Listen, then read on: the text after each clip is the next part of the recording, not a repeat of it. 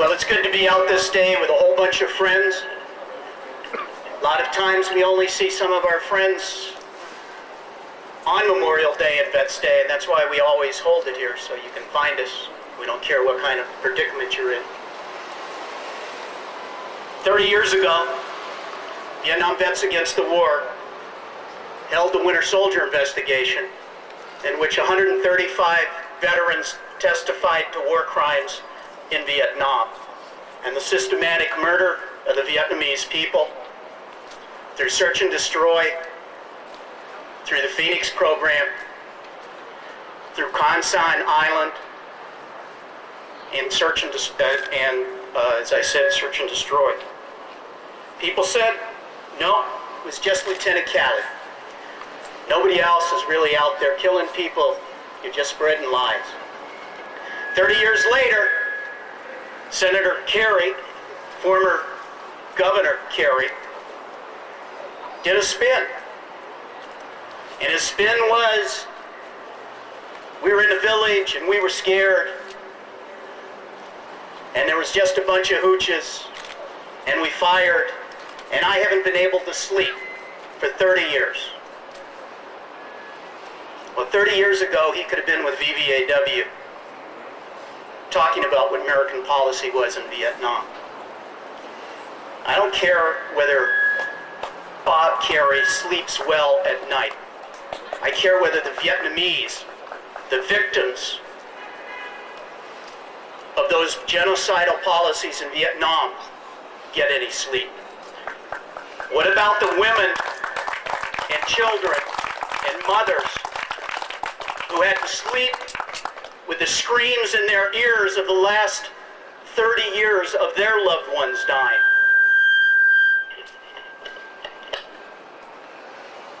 And one final note on how words get used. For a month, people have been talking about hooches. The American soldiers went into a village and there was hooches. They aren't homes.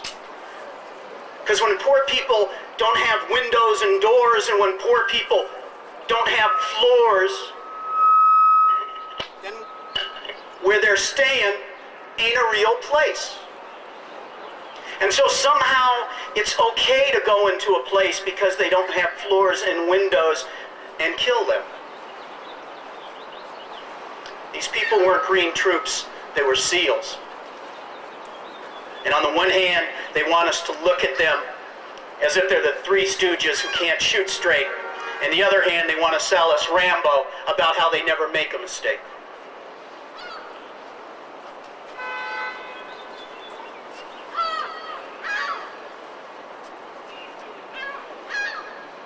And while we would be getting together every year on Memorial Day and on Veterans Day, even if there was no problems in the world, just because it's good to be with friends. Unfortunately, the government hasn't learned the real lessons of Vietnam. The government and the press think the lesson of Vietnam is no American casualties. The lesson of Vietnam is no unjust wars.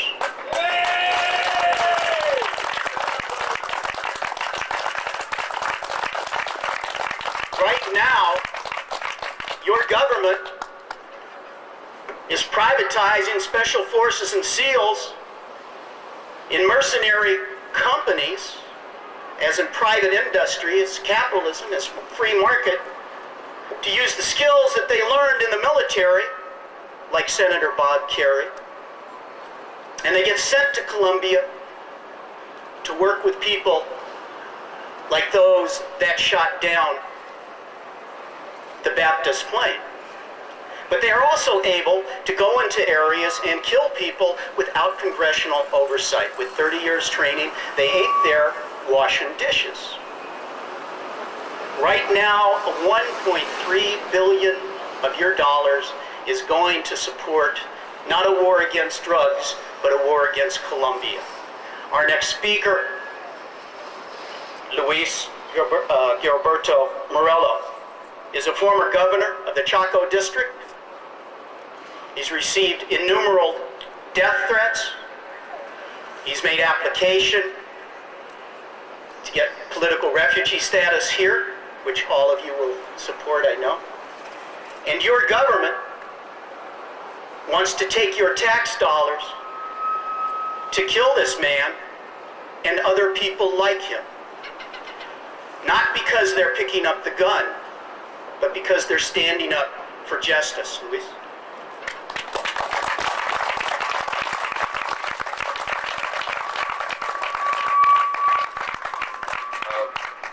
Yo quiero agradecerle a los veteranos de la guerra del Vietnam, en contra de la guerra en el mundo, por invitarme a decir estas palabras hoy en este día memorial. I would like to thank Vietnam Veterans Against the War for inviting me here today to say a few words today on Memorial Day. Y quisiera empezar diciendo que en Colombia muchos excluidos, afrocolombianos, indígenas, campesinos, estamos dando una gran lucha en contra de la pobreza, en contra de la marginalización y en contra de la violencia. In Colombia, peasants, indigenous peoples, Afro-Colombians are involved in a tremendous struggle against poverty, marginalization, and for social justice. Pero infortunadamente los violentos y los militaristas responden a esto con mayor represión y con mayores asesinatos y masacres. Unfortunately, the armed actors in the conflict in Colombia are responding to their demands with more and more repression and violence. Y hoy realmente tenemos un conflicto que se ha transformado en guerra civil, donde se presentan más de 4.000 asesinatos políticos al año, donde se presentan más de 400 masacres al año. In Colombia, the conflict has degenerated into a civil war where there are more than 4,000 victims of political violence who die every year, more than 400 massacres every year. Y las personas que son asesinadas son campesinos, personal no combatiente, indígenas, afrocolombianos, que terminan en ese mar de sangre porque muchos no quieren eliminar los privilegios que hoy tienen para cederlos a los menos favorecidos. The people who are dying in the sea of blood in Colombia are peasants, Afro-Colombians, indigenous peoples who refuse to accept the unjust social order where a very few possess the great majority of the wealth in the country. La última masacre en contra de nuestra gente, en contra de afrocolombianos, se dio en un río denominado el Alto Naya, donde cerca de 150 de nuestra gente fue asesinada, aún con motosierras, descuartizados de la peor manera como ustedes puedan imaginarse. The most recent massacre that took place in Colombia was in the Upper Naya River Valley, where close to 150 Afro-Colombians were massacred. Many of them were killed by chainsaws cut up into pieces. Y infortunadamente, el gobierno de los Estados Unidos está dando mayor combustible a esa guerra. Se aprueba una ayuda de 1.3 millones de dólares, donde su mayor parte son armas, la mayor parte son helicópteros, balas, municiones, más guerra. And unfortunately, the U.S. government is throwing oil onto the fire of this conflict with $1.3 billion in mainly military aid, consisting of helicopters, weapons, bullets, and other military equipment going to Colombia. Nosotros sí necesitamos ayuda, pero no más armas, no más muertes, no más asesinatos. Colombia does need aid, but it doesn't need any more massacres, it doesn't need more weapons, it doesn't need more bloodshed. Ustedes ustedes deben ayudarnos a parar la guerra en Colombia, a parar esa mal llamada ayuda militar que va a generar más asesinatos y muertes. Yo sé que ustedes entienden esto y tienen que ayudarnos a que Colombia no se convierta en un segundo Vietnam. Gracias. We need your help. We need your help to convince this government to stop sending this military aid. We know that you understand our struggle, and we need your help so that Colombia does not become another Vietnam. Thank you very much.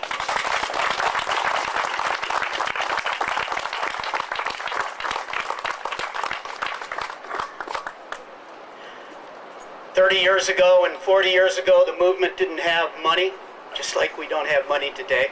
I guess that's one consistent thing. But the one thing we did have was dedication and a willingness to reach out to other people in order to make social change. And when we did reach out to other people, we made change. In 1972, Richard Nixon wanted to hold the Republican convention in San Diego. I remember organizing in California against it. Nixon was so afraid of the peace movement that even with Ronald Reagan as a governor and Pete Wilson as a mayor, they pulled out of California to move south to Miami. When they tell you that numbers don't make a difference, just remember that a bunch of us silly people with hair that was a little bit longer then made a president who had his finger on the button move his Republican sitting in power convention. 30 years ago we did it, and and now other young people are doing it as well. I was lucky to be able to speak at Oakton Community College, where the students there had organized a Colombian teach-in the same way we used to organize Vietnam teach-ins. And I was more than impressed with one of the students that helped organize that. I was lucky to meet him beforehand. He came over to my house and was able to meet with Sister Carolina along with some of the other organizers. And so I'd like to introduce you to another new generation of activists. Jack, and I'm going to mispronounce his name, and I almost cursed. Jack Surisook. I'm sorry.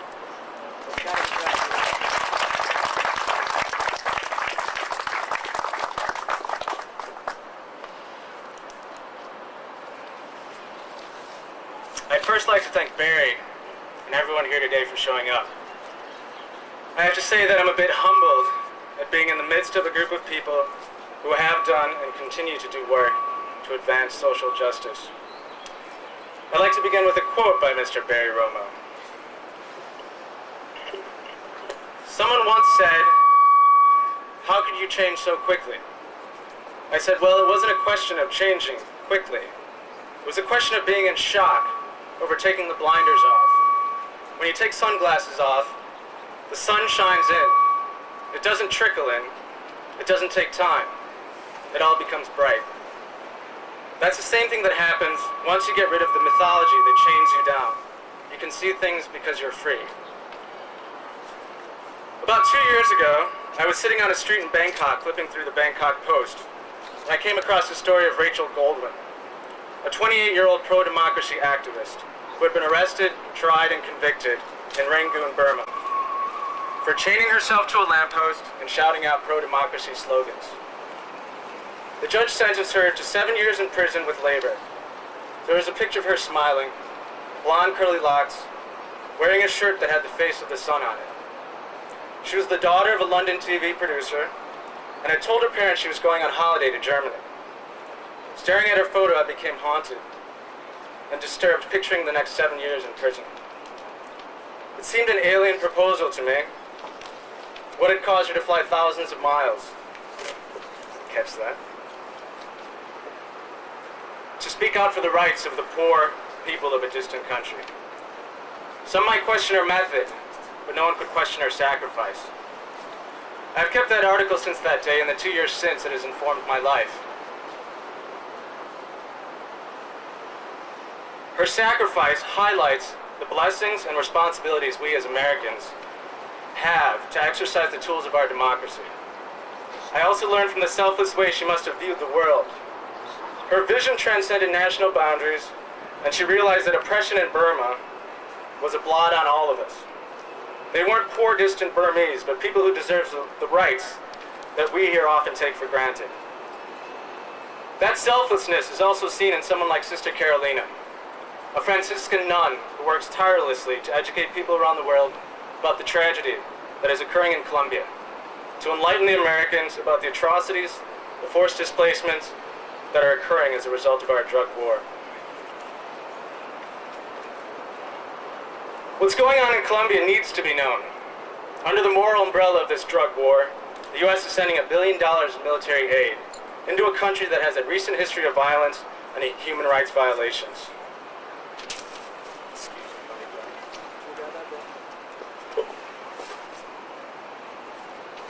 The issue of Colombia is a difficult one to understand and calls for a measure of vigor and patience. Thank you. Its strategic geography and wealth in natural resources makes it valuable to U.S. and corporate interests.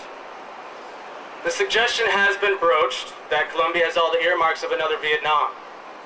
One doesn't want to jump to hasty conclusions, but the ripple effect of Plan Colombia is already being felt. In Wednesday's Wall Street Journal, there was a story about the president of Venezuela, Hugo Chávez's interest in purchasing Cobra attack helicopters from Bell Helicopters, the same makers of the Huey-2 helicopters being provided as a result of Plan Colombia. This interest in offensive military hardware by Venezuela is in direct response to the military buildup in Colombia as a result of Plan Colombia. In last Sunday's Chicago Tribune, one U.S. official was quoted as describing the fumigation of coca plants in the province of Putumayo as being a quote-unquote war of attrition, acknowledging that the farmers would simply return to plant the highly resistant and highly profitable coca plants amidst the wasteland of dead foliage. The words war of attrition, being used to describe the entanglement in a tropical developing country, has an eerie deja vu-like quality. The crops of the farmers in the Putumayo region are also being destroyed. 3,000 acres of bananas, 9,000 acres of pasture, and 1,300 acres of yucca, according to a police report by the farmers. Hunger in that region has also become a growing problem. There's been movement across the border into Ecuador, perhaps the least equipped country to deal with the refugees, itself being in turmoil and suffering from the worst inflation in the Western Hemisphere. It has been said that if Colombia is Vietnam, then Ecuador is Cambodia. In the past week, there have been bombings in Bogota and Medellin, leaving 12 dead and over 150 injured, causing fear that the fighting between the paramilitaries and the guerrillas is moving into the urban areas. This has happened as Colombia's Senate is debating measures that would be tantamount to declaring a state of war by allowing broad power to the military to arrest people without warrants and to suspend already weak human rights requirements. With the new Andean aid package proposed by Bush, military aid in the guise of drug war funding would be extended into the whole region, including Ecuador, Peru, Bolivia, and Venezuela, broadening the reach of U.S. military influence. So what we have here is a developing country with difficult tropical terrain that has seen many years of fighting between the military, the paramilitary, and the guerrilla forces. To that mix, the U.S. has sent military advisors to train the government and troops and an infusion of $1 billion in military hardware, including Black Hawk and Huey helicopters. We are seeing the outsourcing of military functions to private military corporations. We have seen the establishment of strategic military locations surrounding Colombia, Curacao in the Caribbean, Manta off of Ecuador, and Iquitos in the Peruvian Amazon. We are seeing the repeated spraying of a broad-spectrum herbicide, a herbicide that the U.S. insists is safe, but is the third leading complaint of farm workers in California. A herbicide so corrosive that it cannot be stored in galvanized steel containers. A herbicide doing a good job of denuding everything except the coca plants. We are seeing the violence spill over into poor neighboring countries, which are, to say the least, politically unstable. And we are beginning to see a desire for an offensive military buildup in neighboring countries as a result of Plan Colombia. The parallels are obvious to any student of history. The question now faced before us is if we as Americans have learned anything from Vietnam. if we as a country have only learned counterinsurgency tactics, press bans by the military, and the outsourcing of military functions to private corporations as a way of washing our hands, then my contention is that we've failed. We've failed to advance our country towards any notions of a more humane future, but rather have only developed more surreptitious and deviant ways to wage war. But if we choose to learn from the men and women of VVAW, if we have gained a voice that matches our conviction, if we are not resigned to apathetic impotence, if we are engaged in curious and critical questioning of what our government is doing in the name of the American people, if we have the courage to remove the blinders and stare directly into the sun, then I feel we would most honor the sacrifices of the veterans of this country. We would honor the memory of men like Jack McCloskey. We would do justice to the work of Sister Carolina and Ignacio Gomez and Janet Bedoya, men and women with the courage to have compassion, men and women who believe in the power of choices and action. When history is viewed as a collection of choices which defines actions, that empowers our present. When Agent Orange was finally somewhat acknowledged by our government and brought out into the public consciousness, it wasn't because it was a preordained excerpt from some all-encompassing historical tome. Rather, it was the struggle of men and women, of the VVAW who saw the truth of what was happening to the combat veterans who had returned home. The fight was fought measure by people dedicated towards social justice, dedicated to the rights of the veterans who had sacrificed so much of themselves for this country. The VVAW has shown us the power of educating, has shown us that to actively pursue change, people need to inform others of the truth, of what is going on. 1 month ago, some of the students of Richard Stasowitz's class organized a forum, a teach-in to inform others about the truth of what was happening in Colombia. Speakers included Barry Roma, Leslie Gelb, and Pastor Andrew Eldman from Witness for Peace. The discussion lasted for almost 2 hours and was attended by approximately 120 people. We didn't move mountains, but what we did was create a little ripple, a break in the foundation for change. Hopefully, dedicated people across the country will have the conviction to transform the multitude of ripples into a wave. The voice for change and social justice is not limited to separate struggles, but it's like a gossamer that transcends space and time. A continuum of people who refuse to live on blind faith alone and who challenge humans to embrace their humanity. The memory of veterans is not honored by glossed over and contrived blockbuster movies that cloak themselves in vicarious patriotism. The memory of those men and women deserve more. They deserve that posterity will work to spare their sons and daughters the terrible toll extracted from them. Thank you.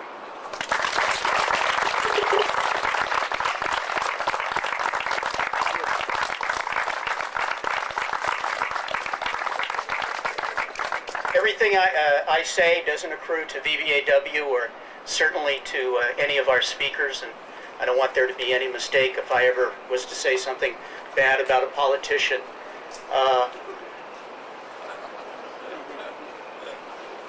We get told that bravery comes with some testosterone, a military uniform, some rank, and the promise of medals. But that's not what bravery is. Bravery is putting yourself in harm's way in order to make things better for other people. We don't have a lot of elected officials who put themselves in harm's way. When we do, we should protect them. Jesus Garcia spoke here before, and Jesus doesn't have a job anymore.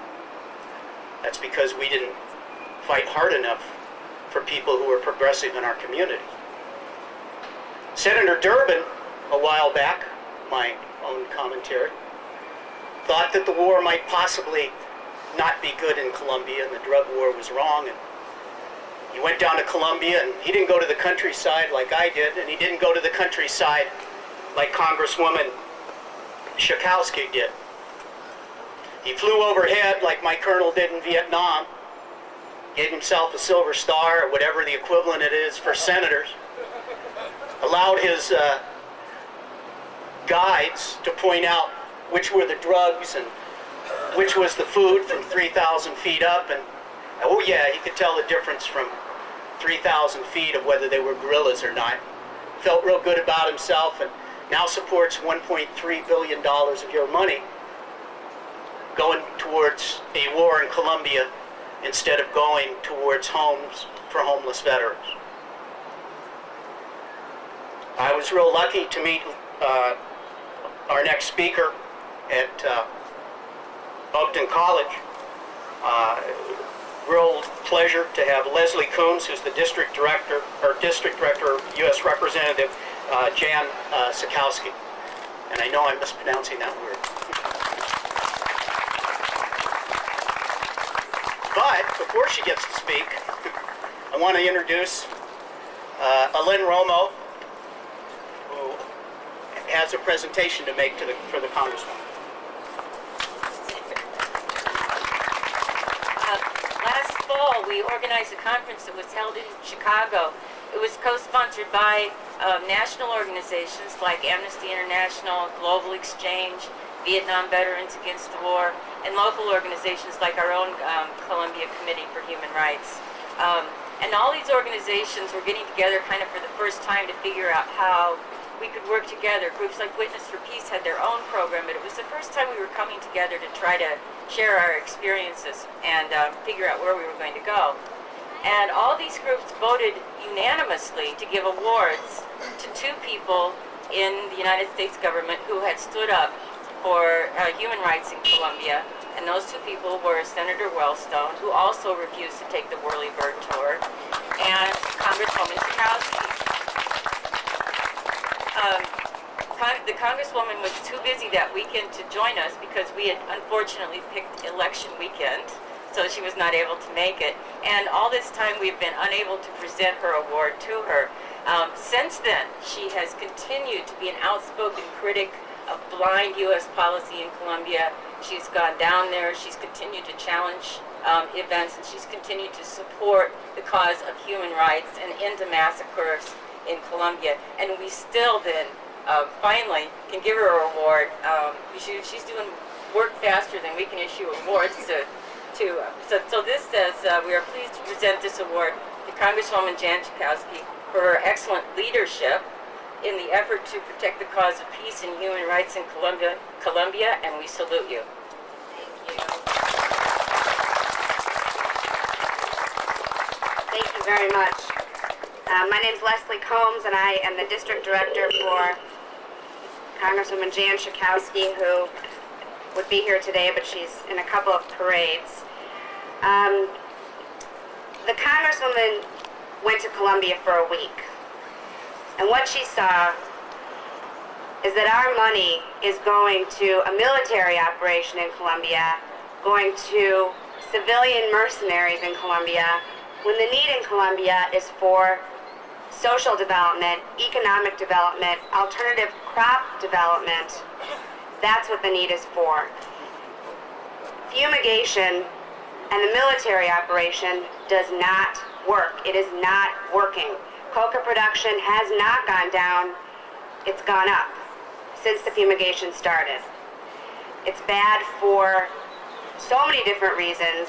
It's bad because of the situation in Colombia with the paramilitary and the guerrillas and the military. It's bad environmentally. It doesn't work. And we need you to contact your legislators, because that is what works in these situations. There's no doubt about it. People power trumps money power, trumps any other kind of power any day of the week. You need to contact your legislators, letters, calls, emails, and let them know that you do not want $1.3 billion or any more money going to military operations in Colombia. That money should go to Colombia. It should go to economic and social development and alternative crop production. This is not going to stop our war on drugs. And this needs to change, and we need to hear from you. I want to thank Barry and Luiz and Jack, and this organization does amazing work. Barry has become a hero of mine, and thank you for this award on behalf of the Congresswoman, who really wishes she could have been here with you today. Thank you for all of the work that you do. Thanks.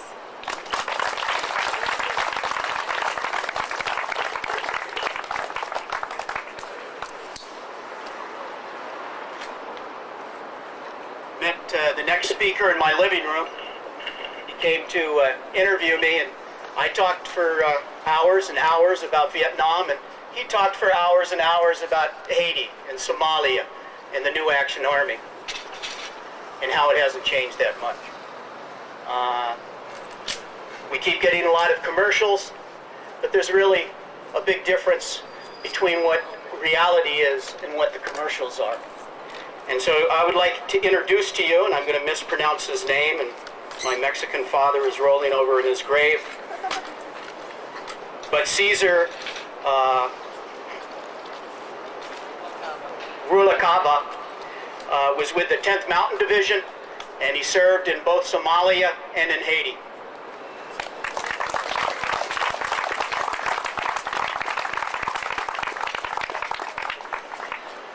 Hello, and thank you for coming. This is my first public speech ever, so welcome. Well, my name is Cesar Rubalcaba, and kind of hard to pronounce.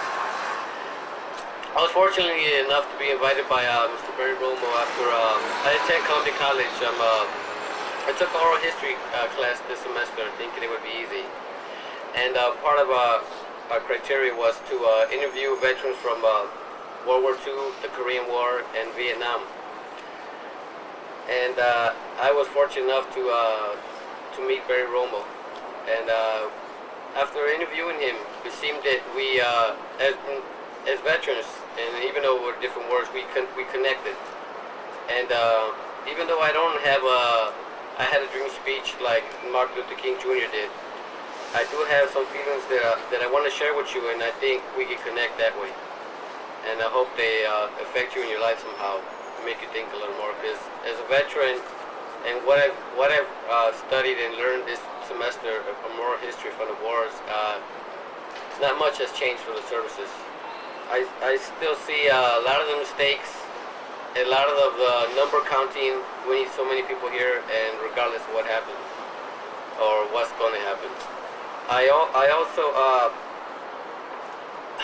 I have a story to share with you. It's not a happy one. It's one that I wish I wouldn't have gone through, but it's part of the reason I'm up here too. We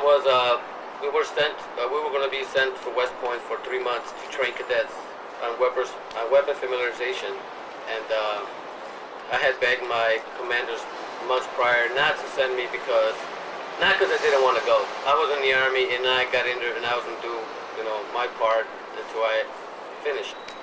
But the fact that my wife was going to be 9 months and a half pregnant when I had to leave, and that was going to be our firstborn, made me want to stay there and be with her and share that. But regardless, because of the numbers game, I was sent there. And not a week went by when I was told to go back. I have to go back to Fort Drum from West Point to go see my wife. I was told, basically ordered to go to the chaplain at the chapel, where I met my platoon sergeant, who had reluctantly chose not to listen to me begging him to please let me stay with my wife. And when you got a gut feeling, I'm sorry, you go with it. And I was very abruptly told that my daughter had passed away. My wife was left by herself. The family support group didn't mean anything because they never showed up until after my daughter died to see me and my wife in the hospital. And I tell you, I wanted to kill my platoon sergeant because I had begged him for months not to send me. And if these new commercials are airing in Army of One, where were they when my wife struggled and this baby passed away? Where were they to see me as a soldier in the Army of One to help me in my time of need? I wasn't begging not to stay because I didn't want to go. I was begging to be there because I wanted to see my firstborn born. And I wasn't even given that. And the interviews I've seen with veterans from different wars, I've also seen that there's a lot of racism still going on in the service. So there's a lot of people that have issues that the higher command, they have things that they want to get done, and there is no army of one. There's an army of numbers. You are one. You're a number. You can pick what number you are. That's what number you are. You're not one. You're one of those numbers. And until the service decides to start, which I don't know if it ever happened, start actually help and listen to people, and not because my rank is specialist when I left, or I'm a lieutenant and I'll get my way. Once we start listening to you as a person, as a human being, that's when this country's going to change. And I really don't see a future me myself in the service again, even though I am a disabled veteran. And I think people need to stop and think what's going on and see what's going on to actually make a difference. And I hope all of us here together are making a difference and letting people hear what we have to say and think a little, making more educated decisions, because if you don't make an educated decision, the service will make one for you. So thank you for having me here, and it was a pleasure, and I hope I gave you something to take away with you in your heart that will help you maybe spread the word and fight for the injustice that we have in this country, that when we should be having justice. Thank you.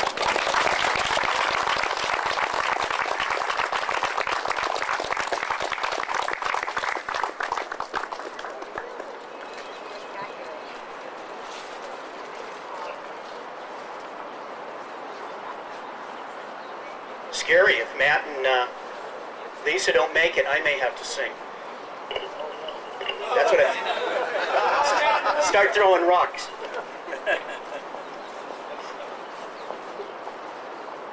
It's a strange thing to be talking on Memorial Day this year, because it's been so many things going on. That whole question of Bob Kerrey, the question of what is courage. A lot of our friends, a number of friends have died this year. People who have been in Chicago. No, Bruce, quick, give me the name, Bill. Bruce Barnett, my brain is not here, but he died recently. And I think across the country we're seeing more and more of people that we've worked with for 20 and 30 years dying.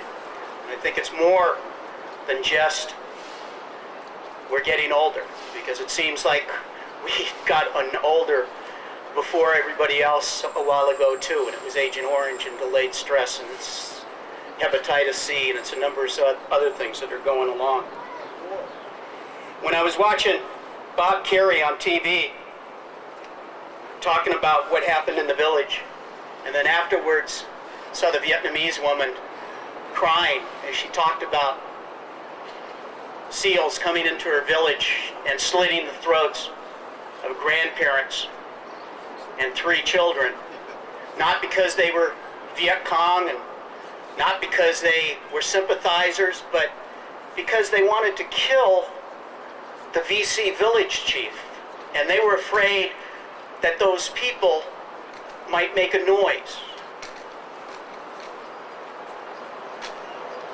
They didn't kill them because they were the enemy, armed or unarmed. They slit their throats and stabbed them to death because they were afraid they might scream out. If that happened in Beverly Hills, would you have the entire Senate saying it's okay? If it happened in a place where you had windows and floors and doors and electricity, even with rolling blackouts, would they say that it's okay? My nephew died in Vietnam. A lot of you know that. He got a Bronze Star with a V because one of his buddies got shot. This was in May of '68. And just like in the movies, he jumped up, ran to help his buddy, got shot in the throat and drowned in his own blood. And the guy he tried to save died too. I brought his body back from Vietnam, and I gave a Bronze Star with a V, or I stood in line with my brother and my sister-in-law while the Army gave my family a Bronze Star with a V for him giving up his life for a friend. Bob Kerrey got a Bronze Star with a V.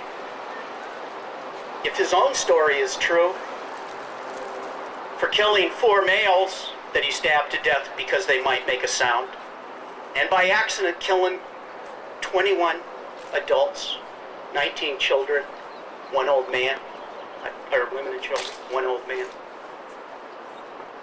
My nephew died trying to save someone's life and got a Bronze Star for a V. Bob Carey got a Bronze Star with a V for killing people. The medals they give you don't have any value. 30 years ago, we took the medals that we got, we stood in line in front of the White House, and hour on hour we walked by, and one by one we threw our medals away, and we said the war wasn't worth it and we wouldn't fight for medals anymore. They want you to think that valor and courage come with uniforms and testosterone. When I was in the service at 19, I had a Prick 25 and a radio operator. I could call in B-52s and battleships and tanks and machine guns and Phantom pilots at my wrist. And they said I was a hero. And I had everything the United States could pack to wipe out and kill other people. I had a gun, I had a uniform. There really was no valor in it. This year we've seen some real valor by some real heroes. Not people with guns and uniforms, but people that have stood up for justice and social change and have put themselves on the line. A lot of you know Joe Miller, who never raises his voice and is the nicest guy in the world. Joe Miller got fired from a job he'd been doing for 12 years as an academic advisor. Did he get fired because he wasn't doing a good job? No, he got fired because he was doing too good a job. 3 years awards for counseling, 3 years awards for teaching. But they got rid of him because his politics didn't fit with the administration's. And no matter what that Horowitz fellow would like to say about the universities being controlled by liberals and lefties, if they did, Joe wouldn't have lost his job. He'd be president. That's right. Well, no, he wasn't a draft dodger, and Daddy didn't get him in the National Guard. So he couldn't be president. Joe stood up and stands up and puts his job on the line to do what is right. Now, he's got another job, and he ain't going away. But that's what real courage is. It ain't calling in a gunship to blow people up. It's saying, no, I'm going to organize, I'm going to make a change, and I'm going to stand up for what is right. And that's what heroism is. Got my Take Back the Night t-shirt on. I'm going to not mention everyone's name because I just can't. But I've known some people, and I'm proud to have worked with some people. I know some women who don't have guns and bulletproof vests and hand grenades. Don't go out, they probably want them. I saw that. They have no weapons. And yet year after year they've been organizing a march, first a demonstration followed by an all-female march to say that it's not right that women aren't safe. That it's not right that gay people have their heads bashed in. That it's not right that women don't control their own bodies. These women marched a short time ago. I got to be there, it's the first time I got to see their demonstration. Didn't get to march, I'm a male. 500 people standing up in one of the most dynamite demonstrations there was, and then 350 women marching down the street. Now this should be an easy, this is the U.S. There should be no problems just because you got a bunch of drunk male frat guys and jocks that think chanting rape is a sign of political and moral maturity. These women walked the area ahead of time, and they actually swept so that if people were in wheelchairs, they could get through. They tried to stop people from interfering with the march, and the cops sided with the guys interfering. A male on a balcony dropped his drawers showing small wonders to the world.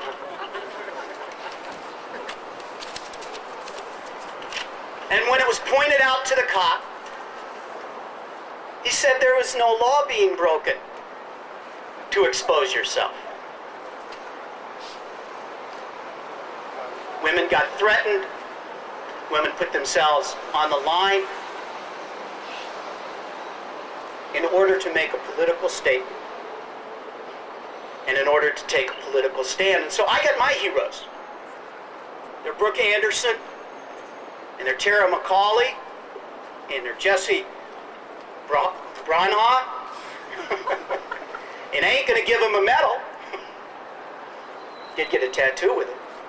Ain't gonna give them a medal, but I am gonna say that their names are the ones that should be on the nightly news and not Bob Kerry's name. Because these people are trying to do something to really change the world, and these people are really putting their bodies on the line without any backup. Our singers haven't come. No, I'm not gonna sing. Get the statue to sing. Sing. But I am going to say, I think one of the reasons that we get here, come together every year, is that question of not letting people forget. And we also, I think, get together to try to remember those of our friends that died, not only overseas, but have died here. And so I'm going to ask that we take 60 minutes of silence. 60 seconds, that's right. I've never been quiet for 60 minutes in my life. But if we could take 60 seconds.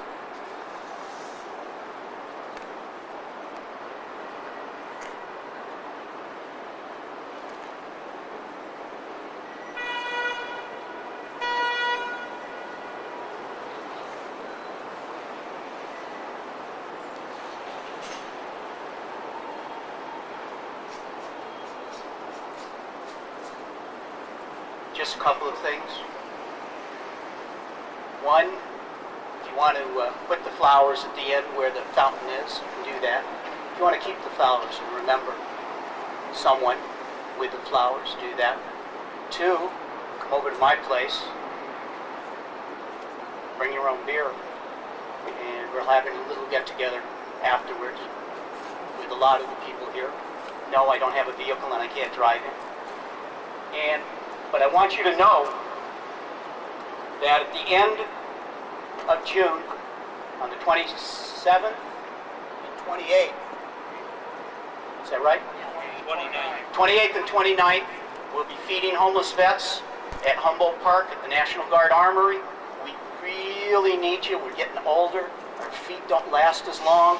2 days, 750, 800 homeless veterans, and a couple of hundred staff personnel.